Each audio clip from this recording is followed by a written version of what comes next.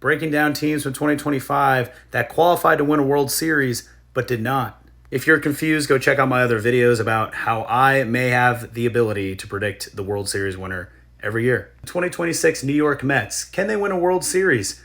Yes. They qualified last year. They had a great offseason.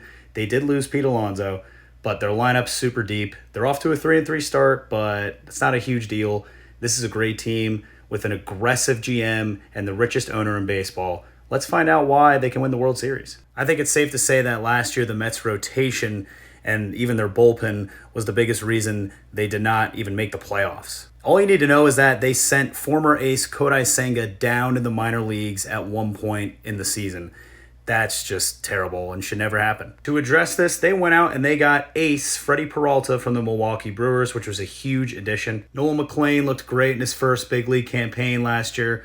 We'll see how he does this year. David Peterson, Clay Holmes, and Kodai Senga round out the rotation, and then expect Sean Manaea to be back at some point. They're going to have to acquire at least another starter at the deadline, in my opinion, for this rotation to be a little bit more competitive. What did they do about losing Pete Alonso? Well, they went out and signed superstar infielder Bo Bichette to a short-term contract. They acquired Marcus Semien in the Brandon Nimmo trade. They signed Jorge Polanco, who had a really underrated season last year for Seattle, and got Luis Robert Jr. from the Chicago White Sox, who's off to a pretty good start as a New York Met. Some of these moves were likely made to address the clubhouse issues that this team had throughout the 2025 season involving Francisco Lindor, Jeff McNeil, and maybe even Brandon Nimmo. I don't really know much about these rumors, but the fact that their first two moves were trading Nimmo and McNeil kind of tell you all you need to know. But I think they did a great job addressing the loss of Pete Alonso. This lineup got a little deeper. I think those team rankings I brought up earlier should go up, and the pitching should be a little bit more stable.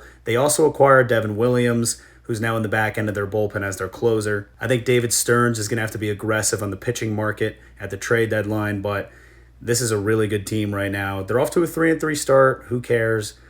This is going to be a good team.